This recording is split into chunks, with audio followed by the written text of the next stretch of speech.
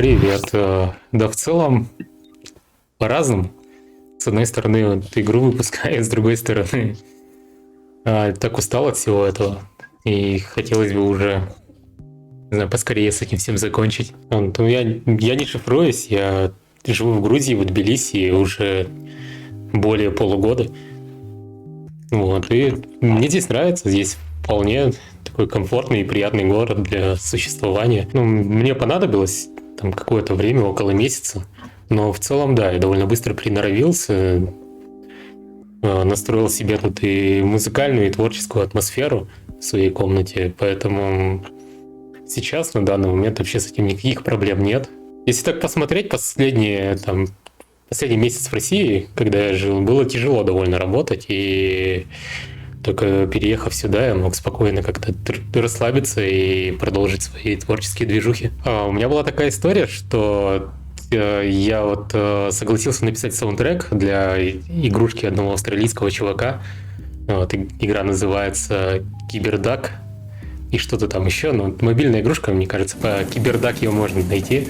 Вот. Там всего лишь 3 трека, довольно коротких, но как раз вот до отъезда я не мог закончить этот саундтрек за месяц. И только когда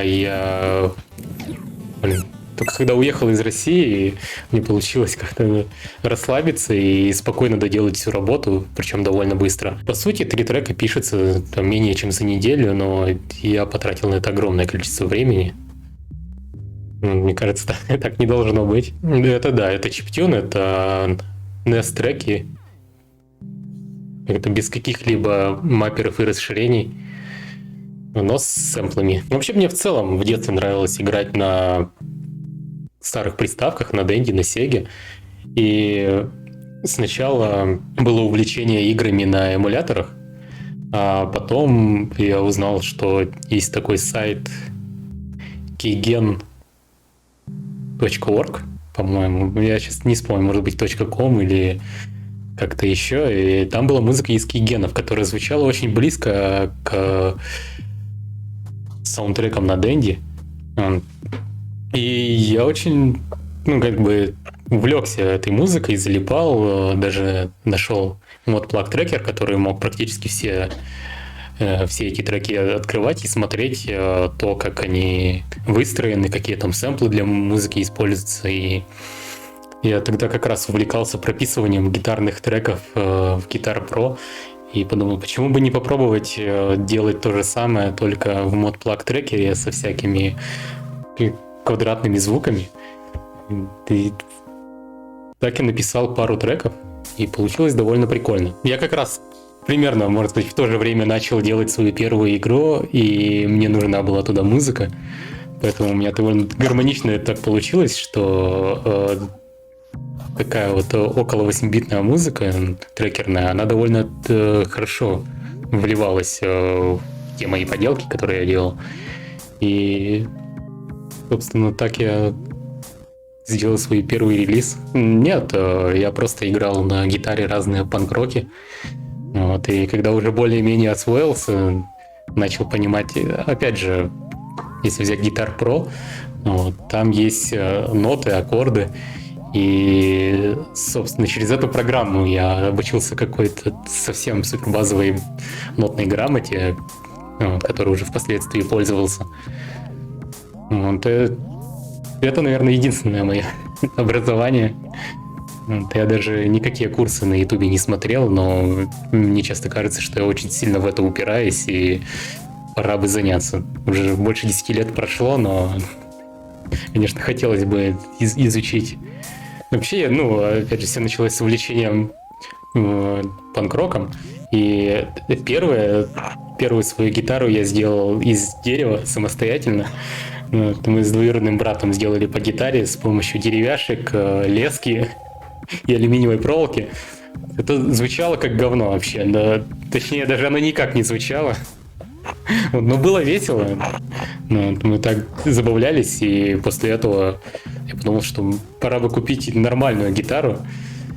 Вот, я продал Сегу, я даже пожертвовал своей приставкой ради того, чтобы купить первую гитару, и как оказалось, все те навыки, которые я приобрел на самодельной гитаре, они абсолютно не пригодились на настоящей, и пришлось полностью заново это обучаться. Где-то 16 лет, где-то так, плюс-минус 1-2 года. Скорее даже не из игр, а из кейгенов для игр.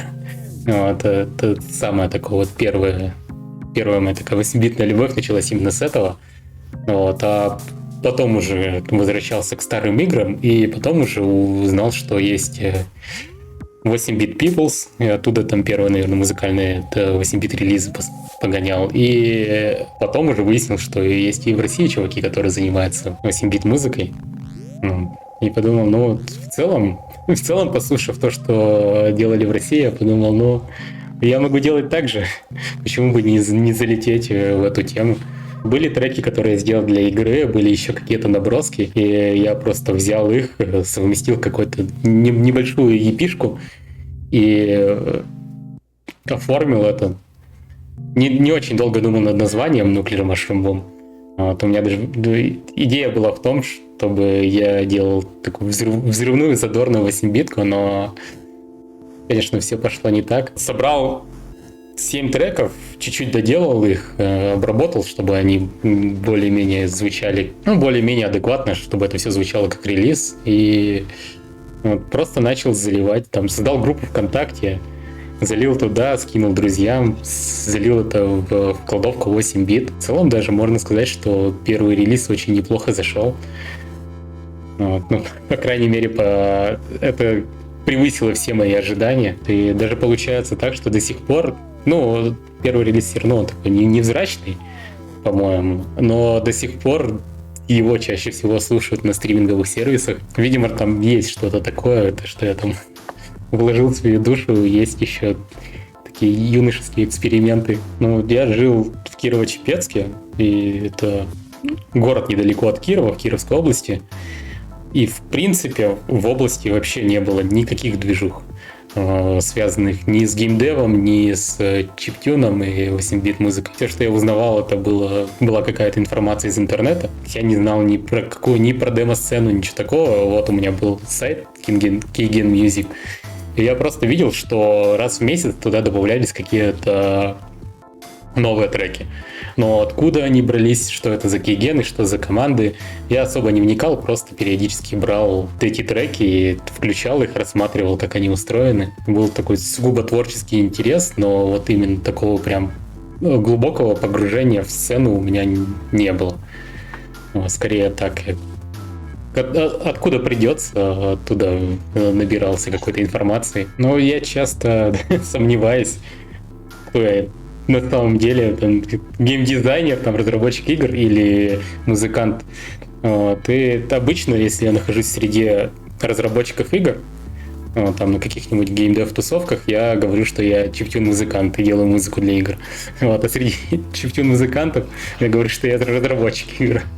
Но на самом деле, учитывая, что я не особо много на этом зарабатываю, мне сложно как-то оценивать в плане дохода чиптюн-музыкант или разработчик игр, потому что, немного там есть, немного там. Я по большей части зарабатывал тем, что писал музыку для игр, и в целом, на самом деле, деньги есть. Надо просто как-то себя позиционировать в геймдеве, написать пару саундтреков для крутых игр, и все, там поток клиентов однозначно будет. Я, конечно, не написал ни для одной крутой игры не написал саундтрека, тем не менее, у меня постоянно прилетают какие-то заказы. И если бы их было чуть больше, чем сейчас, то вполне можно было бы жить на эти деньги, и даже неплохо. Впервые меня позвал GameGate на закрытую тусовку. Мы с ним лично еще не были знакомы, я просто знал, что он делает там прикольные треки, и, по-моему, он написал пост в соцсетях о том, что у него закрытая тусовка. Я ему написал, было бы прикольно туда прийти, где это будет проходить, и он такой: о, круто, можешь прийти со своим музыкальным сетом и что-нибудь отыграть. А так как у меня ничего особо не было, у меня был геймбой, на котором был прописан один трек, и то прописан от и до. Я ему рассказал об этом, это подойдет, приходи, хотя бы один трек отыграешь. Да, то есть я до этого вообще живьем не играл, и да, где-то 16-17 год, мне кажется. Первый релиз в 2010 году. То есть, да, прошло огромная куча времени. И я пришел на эту тусовку. Вот, сначала, причем получилось так, что сыграл сначала Gamergate. Вот, у него были такие задорные треки, все танцевали. Там было немного человек, около 20, наверное. А потом пришел я, нажал кнопку старт на геймбое и дальше не знал, что делать просто. Я стою, смотрю на людей, а они смотрят на меня. И что-то ждут от меня, и я что-то жду от них. И мы стоим тупим, я пытаюсь сделать вид, что я что-то делаю на геймбое, но я совершенно не понимал еще, что можно сделать. То есть у меня просто все было прописано от и до, никаких фишек для импровизации, никакой вариативности не было, поэтому я застеснялся и просто уткнулся в геймбой. В итоге там только один чувак пританцовывал, за что ему огромное спасибо. Я потом закончил и убежал оттуда. Ну, попрощался и убежал. Ну да, у меня все равно после этого был какой-то стрессняк от того, что получилось. И потом мы с тобой разговаривали, и ты меня надоумил, чтобы я выступил с Дэнди. Потому что большинство треков, которые я написал тогда к тому моменту, были именно под NES. Я собрал полноценный сет, и получилось нормально выступать именно с приставкой Дэнди. Даже приделывал к ней какие-то педальки, чтобы можно было накручивать эффекты и делать хоть какой-то небольшой интерактив. И так было гораздо веселее. Так я втянулся. Но ты помнишь, когда это было? Это был какой-то... начали с какого-то бара, потом это были концерты в моде. Именно в маленьком зале. Я таскался с телеком и с приставкой сначала, пока не приобрел такой портативный небольшой телевизор. Я ходил с здоровенной такой бандурой, да, подрубал туда приставку. Но было все равно забавно, потому что как минимум людям было необычно от того, что музыка играет прямо из Дэнди. И все подходили, интересовались, а что это, как это? Это прямо с Дэнди, прямо на картридже там треки есть.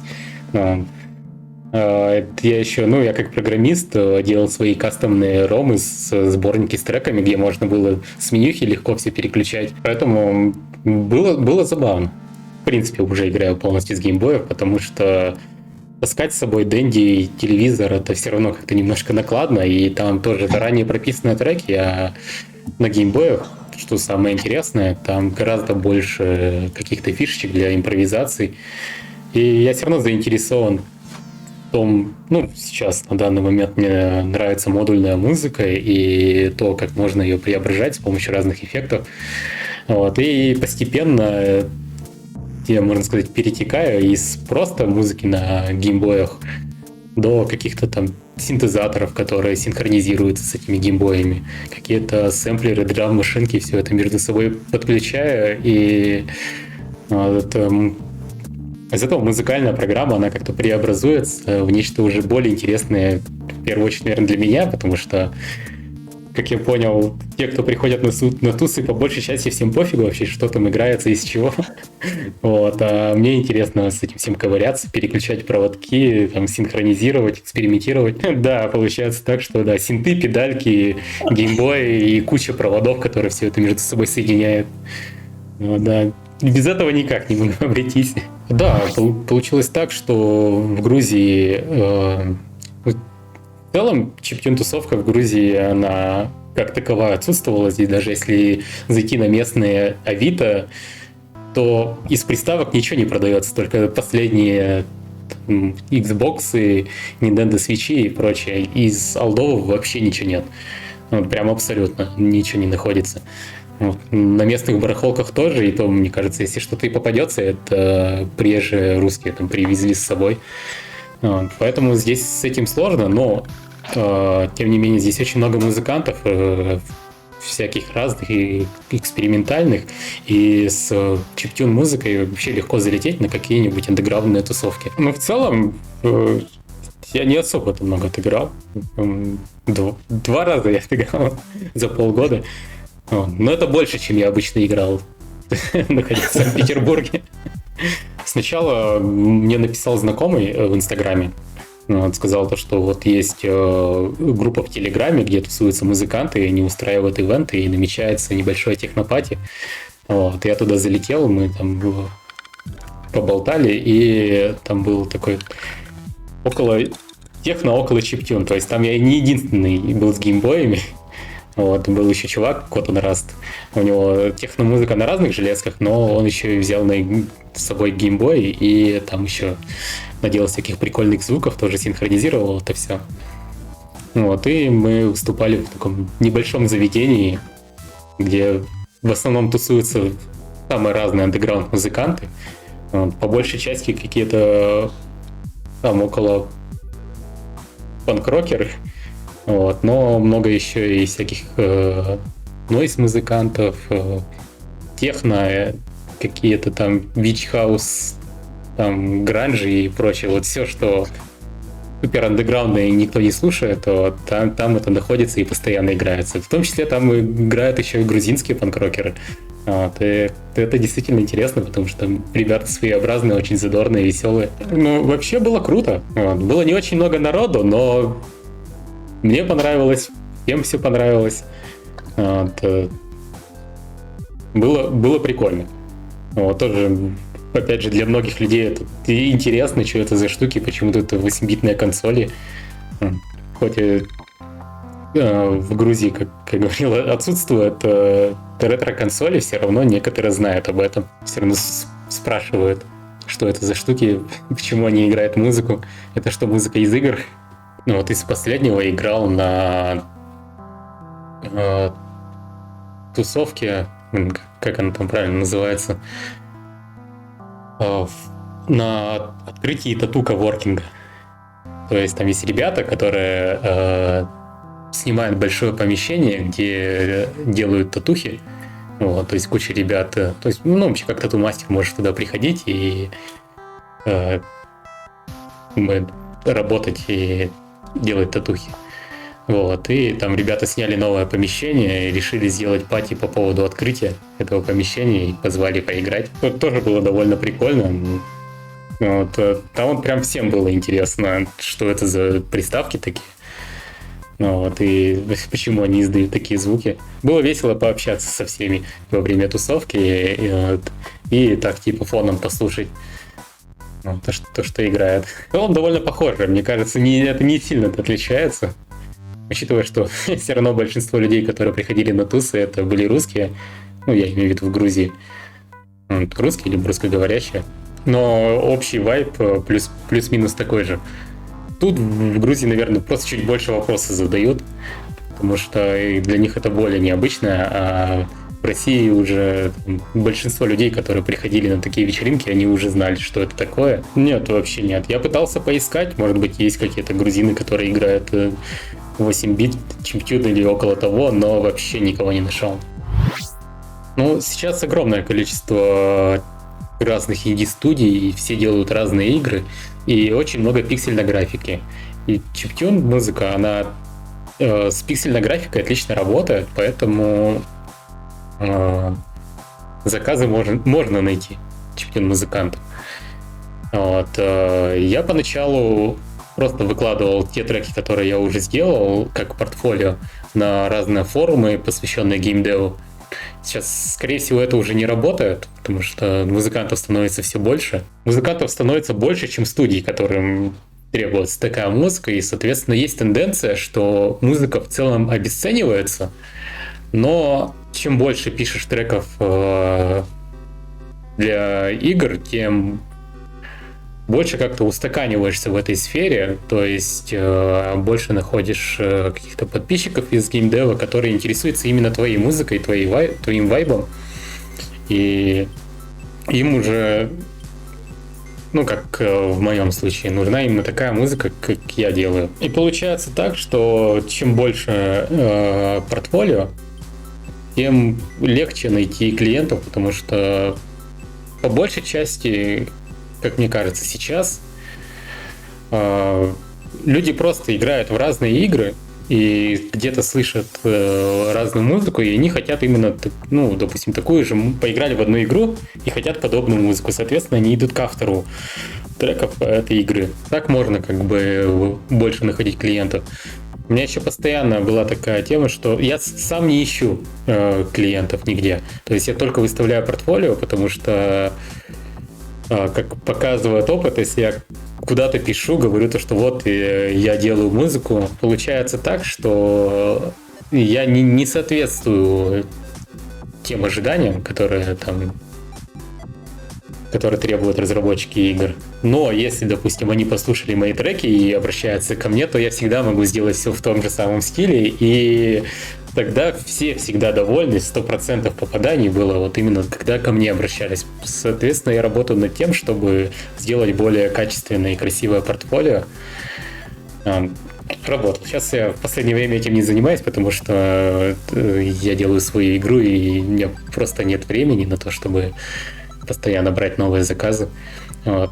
Но, тем не менее, портфолио — это офигеть важная штука для того, чтобы находить новых клиентов. Чем более там разнообразное и качественное портфолио, тем проще там связаться с ребятами, которым нужна музыка, и тем легче написать именно такие треки, которые им подходят. Яма громко-тихо — это полностью отсутствует. Самое важное — это подчеркнуть какую-то атмосферу.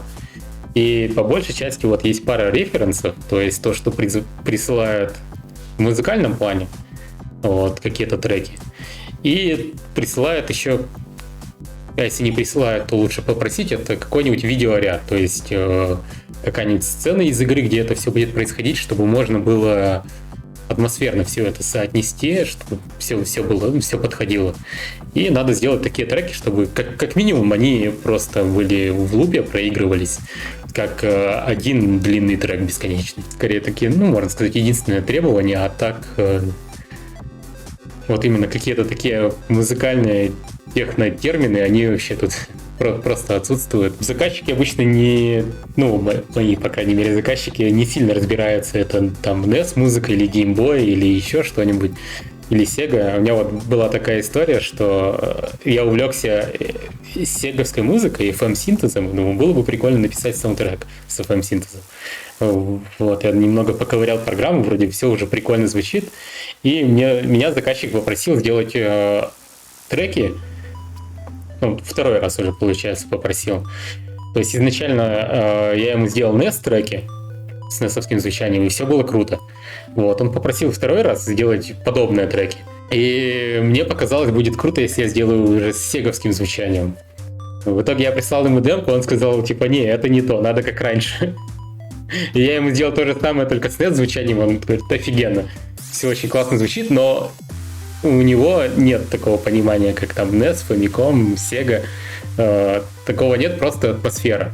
Как бы ему больше заходит такого около NES-овское звучание. Вот, и поэтому, получается, технически много кто вообще не разбирается, просто нужно подчеркивать атмосферу, и, возможно, где-то они там в детстве играли в NES-игры, и поэтому им приятнее слушать такое. Но, опять же, бывают заказчики, которым технически нужна конкретная платформа.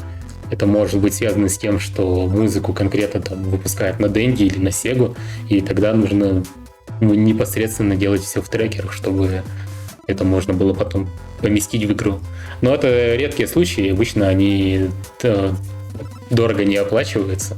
Это скорее вот у меня есть свой такой интерес, если игра будет запущена на Dendy, например, вот, и я гораздо ниже ценник поставлю за музыку. Вот, просто для того, чтобы в этом поучаствовать, потому что это прикольно. Практически никогда не бывает такой прям супер специфики, то есть можно сделать тот же Dendy трек и сделать какое-то там сведение, мастеринг, чтобы это более качественно звучало. Ну, вообще, да, вавка из фруктов тоже вполне подойдет, лишь бы трек подчеркивал ту самую атмосферу. Вот, какой-то конкретной приставки или конкретных референсов, на которые ориентируются и разработчики игр, заказчики. Но я нигде не обучался геймдеву, то есть все изучал самостоятельно. Единственное, что я потратил огромное количество времени на все это. То есть мне кажется, что есть какие-то образовательные курсы, есть какие-то более такие простецкие, типа Skill Factory и прочее, где скорее просто преподносится информацию, которую легко найти в интернете. Там примерно то же самое, куча воды, как говорят, но есть один такой небольшой фактор, что ты скорее покупаешь не какой-то курс, а человека, который будет следить за тем, чтобы ты обучался действительно этому. То есть есть некий мотивационный толчок, и это скорее просто такой буст на старте, чтобы по-быстрому какую-то базу поднять, и потом уже с ней двигаться дальше, научиться самостоятельно находить какую-то информацию и самостоятельно обучаться. Вот. Это, как мне кажется, мне бы это раньше очень сильно помогло, и я бы гораздо быстрее научился качественнее делать игры. Вот. Тем не менее, это все равно такой необязательный фактор. Если хватает мотивации, то все можно найти в интернете. Сейчас огромное количество информации. Вот. Но, как правило, информации огромное количество, а мотивации не так много. Поэтому, да, можно купить курсы. Есть также и более серьезные курсы, где там образование занимает там, от 3 лет и выше. Уже в каких-то образовательных, в каких-то университетах тоже. Мне кажется, там гораздо больше полезной информации. Вот. Но, опять же, это не какая-то уникальная информация. То же самое все можно найти в интернете.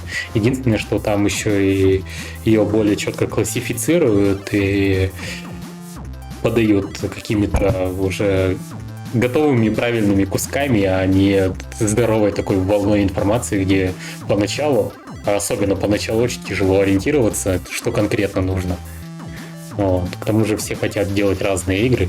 Кому-то там пиксельные 2D-платформеры нравятся, кто-то хочет там MMORPG делать, вот. Кто-то рассказывает свои истории, и для этого тоже есть разные средства. Поэтому вот, я не могу что-то советовать. Разве что это курс могут дать какой-то толчок именно для продвижения, и можно, как будто бы можно быстрее обучиться основам с помощью этого. Но я ни разу не проходил, поэтому, возможно, я просто несу бред. Вот, я просто пытаюсь компоновать какой-то чужой опыт и чужие отзывы. В смысле, то, что там проходили мои знакомые. Вот и насколько это полезно. Но вообще, да, нет ничего невозможного. Можно просто потратить кучу времени и наконец-то сделать свою собственную игру. Я, например, сделал ее полностью самостоятельно, вот, без образования, навыков и каких-либо талантов. Просто можно потратить кучу времени на это. Ладно, это не супер мотивационно звучит. Просто, прям крупный, да, это получается, да, это мой первый крупный проект. Это первый крупный самостоятельный большой проект. В общем, скоро релиз, уже 8 числа, и 8 декабря игра выйдет, так что заходите на страничку в Steam. Том игра еще, я планирую также выпустить ее на Xbox, PlayStation и на Nintendo Switch. И впоследствии, может быть, еще на мобилках. Вот. Так что залетайте на Steam. Также можно разыграть 5 ключей для игры. Пишите в комментарии топ-3 игр, в которых вам понравился саундтрек больше всего. Или топ-3 инди-игр, что будет поприкольнее. Вот, и мы выберем. Можно Ниндзя Гайден, но на самом деле в Ниндзя Гайдене офигенный саундтрек. Топ-3 саундтреков для игр. Топ-3 игр, где самые лучшие, на ваш взгляд, саундтреки. Вот, мы выберем 5 комментариев и пришлем ключи на игру Listeria Wars в Steam. Такие дела. В последнее время я перестал следить вообще, кто чем занимается. То есть были какие-то ребята, на которых я когда только начинал и активно занимался написанием треков под музыку, я находил многих и русских ребят, и мы общались, даже бывало созванивались, чтобы можно было обменяться опытом. Но сейчас я абсолютно выпал из этого, и знаю, что в целом гораздо больше стало музыкантов, которые хотят писать музыку для игр, учитывая... Вот у меня есть группа ВКонтакте, где написано, что я делаю чиптюн-музыку и инди-игры. Вот, и пишу музыку для игр. И мне все равно в личку пишут какие-то музыканты, которые говорят, что мы готовы написать для ваших игр музыку. Вот, даже тупо не прочитав описание в группе. Вот. И я общаюсь с ними, типа, какие ценники, там, какие, ну, вообще какие расценки. Вот. И по большей части это были такие начинающие или около начинающие музыканты. Они делали качественную музыку, вот, но еще не нашли как бы своего как-то клиента. Вот. И получается так, что в том же, например, есть сайт GameDev.ru, где ребята выкладывают свои портфолио. Вот. Ну, то есть там есть тема, где просто предлагают работу различные ребята. Вот, всяко разные. И программисты, и художники, и геймдизайнеры. И 8 из 10 таких вот портфолио — это музыканты. Можно сказать, все остальные там и 3D-моделеры, ну, огромное количество разных сфер. То есть музыкантов очень много. И поэтому для тех, кто начинает, сейчас очень тяжело ворваться, и, кажется, нужно просто писать огромное количество саундтреков за бесплатно или за какие-то вообще за копейки. Мне кажется, не в кредитах, а на YouTube роликах, где там саундтрек для игры. Вот, и... Да, то есть есть игры, например, Retro Highway игрушка. Это забавная такая игрушка, похожая на Road Rush, но под мобилки. Вот, я туда писал саундтрек, такой сеговский, как раз в духе Road Rush. Вот, и кто-то приходил даже просто от того, что вот увидели этот саундтрек, он очень сильно подходит под игрушку, и типа, можно ли такую же. Вот, то есть любые мелькания вообще в соцсетях, на Ютубе, везде все полезно. Ну и, конечно же, мне кажется, если прокачивать еще аккаунты в соцсетях, я этим вообще практически не занимаюсь, по крайней мере, очень слабо. Но то если есть много подписчиков, то гораздо проще найти заказы. В том же Твиттере можно там сказать, типа, ищу заказчиков, скинуть ролик с портфолио, и если много чуваков из геймдева, то есть в подписчиках, они могут просто все это зарепостить, это как-то разойдется, и так можно искать заказы. Но это надо, опять же, активно вести соцсети, это дополнительная работа, и очень тяжелая работа. Но вообще в последнее время тоже чиптюн уже не слушаю. То есть выходят какие-то новинки от друзей, скорее вот от друзей и коллег по цеху, то, что выходит, я слушаю. А так, то, что вообще, в принципе, на сцене происходит, я тоже уже перестал слушать. Опять же, музыкальные вкусы, они постоянно меняются. То есть, если раньше у меня были какие-то панк-роки, потом чиптюны, потом еще что-то. Сейчас в последнее время я стал слушать вообще какую-то спокойную электронику. Абсолютно не напряженную, около там ambient, какие-нибудь фичи-гарриджи, лоу-темпа и прочее, там, дип-хаусы. То, что вообще максимально не напрягает и под что можно почилить. Может быть, это еще связано с тем, что я много работаю над своей игрой, сильно устаю, и мне хочется просто что-то максимально нейтральное, фоновое, чтобы как можно меньше напрягаться и о чем-то думать. Ну, может быть, еще старею. Если раньше хотелось больше драйва и каких-нибудь хардкоров, и чиптюнов и прочего, сейчас уже это потихоньку отходит на второй план. Вот. Но, тем не менее, все равно уже получилось так, что активно за чиптюном не слежу, но периодически все равно возвращаюсь к своим там старым плейлистам с чиптюном, и он как бы просто остался. Чиптюн остался как часть моей жизни, может быть, небольшая часть, но чиптюн все еще в моем сердце. Но вообще, мне кажется, что чиптюн в целом занял какую-то нишу в андеграунде, и он также будет дальше жить и двигаться, но в таком уже околофоновом режиме. То есть будет, ну, как есть, и также будут свои тусовки небольшие. Вот. Я не думаю, что будет какой-то супер хайп по поводу этого всего. Вот. Но и не думаю, что чиптюн умрет. Ну, он также будет жить просто в андеграунде, как джаз, например. Который не умирает уже сколько лет и продолжает развиваться, но совсем в андеграунде. Так, Мари, узнай, пожалуйста, что там с Listeria Wars? Listeria Wars.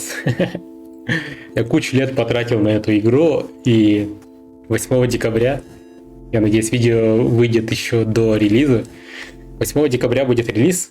Listeria Wars — это игра Tower Defense с элементами РТС про иммунную систему, в которой нужно бороться со всякими разными патогенами, вирусами и микробами. Эта игра появилась на конкурсе, который проходил на сайте gamin.ru. На тот момент gamin.ru, сейчас это gamin.me. Там был конкурс среди разработчиков игр с темой «Большое и маленькое». И мы с друзьями как-то собрались поразгонять идеи, типа, что можно сделать на такой конкурс. И так как тема большое и маленькое, мы придумали такую концепцию влияния большого и маленького. То есть большое — это организм, внутри которого все происходит, то есть вот главный герой, который ведет там аморальный образ жизни, поднимает с пола еду, руки не моет. Вот. В общем, обычный среднестатистический парень. А маленькое — это те самые микроорганизмы, лейкоциты, которые защищают его организм от всех тех нападений микробов. Вот. И есть как влияние большого на маленькое, то есть парень, собственно, там подобрал пиццу с пола, съел, и нападают микробы, и нужно с ними бороться. Так и есть обратное влияние. Если, например, этих микробов очень много, они там наваливают, то у парня появляются различные симптомы, типа кашель, диарея, рвота. И эти самые симптомы, они могут повлиять на сюжет. Если, например, парень сидит с девушкой на свидании, и его при ней вырвало, он наложил в штаны, напердел, и они расстаются. Само собой, после этого парень уходит в депрессию, и как бы сюжет поворачивается в определенную сторону, и у него там начинается другая серия проблем. Но вообще, поначалу было максимально тупо, я придумал какие-то юниты, там, викинги, ниндзя и прочее, которые просто дерутся с вирусами. А вирусы — это обычно вот эти вот ходячие треноги, которые везде, как бы, везде фигурируют. И какие-то бактерии с хвостиками. Вот. Но потом было бы прикольно завести туда реальные процессы. Я прошел на Хан Академии или на Курсере, уже точно не помню, курс по микробиологии, который непосредственно относился к борьбе иммунной системы против микроорганизмов, против патогенов.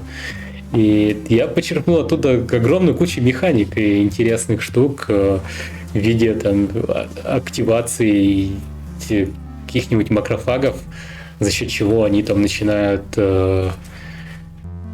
преобразуется и начинает эффективно бороться против бактерий. И это все стал добавлять в игру, но в таком более аркадном режиме все равно есть некое соотношение реальных процессов, но очень утрированно. В игре я добавил небольшой журнал о том, какие вирусы нападают, какие есть типы клеток иммунной системы, там, лимфоциты, лейкоциты, и что они делают, и как это отражается в игре. То есть там есть небольшая такая Википедия, то супер краткая, и можно просто почитать, ознакомиться, и эта информация может помочь в прохождении этой игры. Даже не знаю по поводу следующих игр.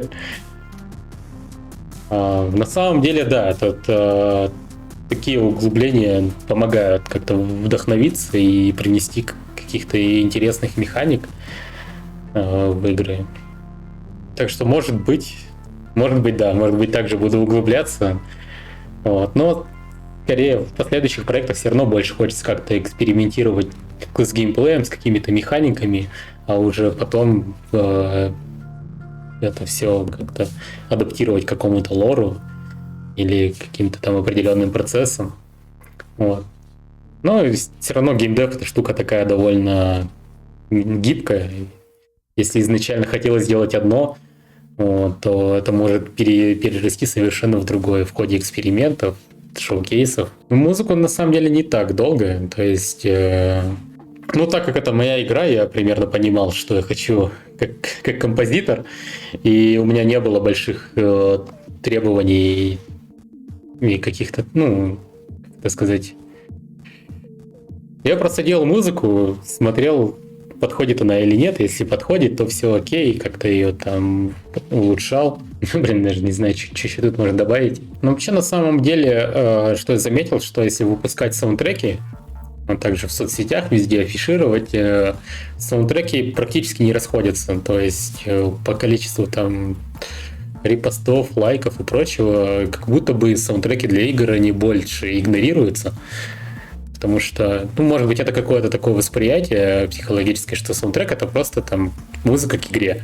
Это не какой-то там, ну, как это, не какой-то большой релиз или какое-то там, не знаю, то, что хочет там автор выразить. Хотя, как мне кажется, вот, я для игр тратил больше времени для того, чтобы сделать это там прикольное звучание. И мне мои саундтреки больше нравятся, чем самостоятельные релизы.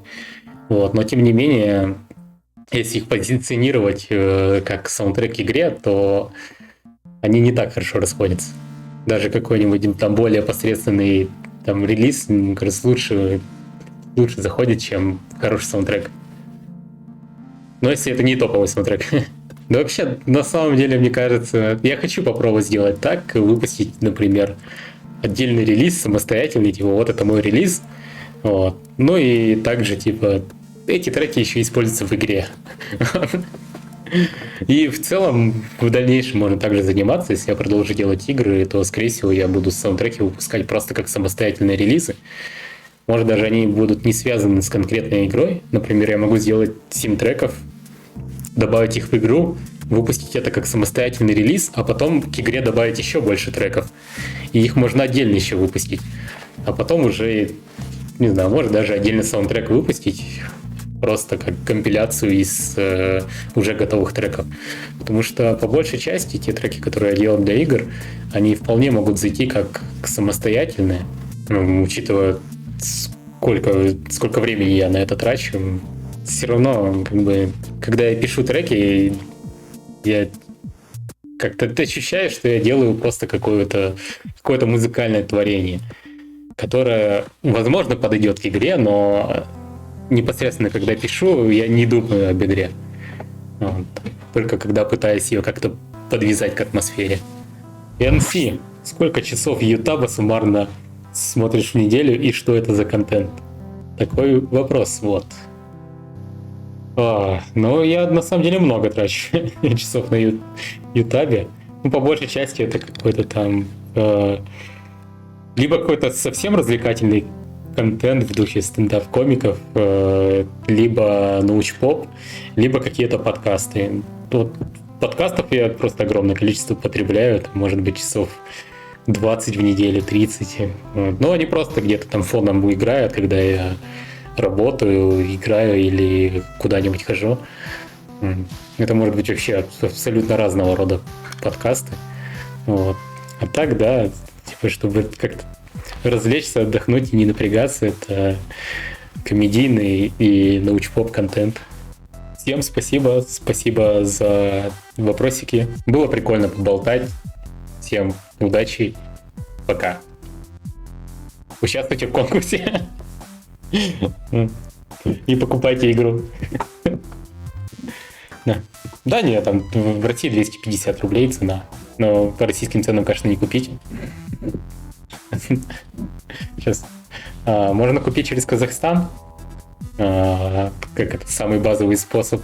Можно. Я, кстати, тут тонкостей не знаю.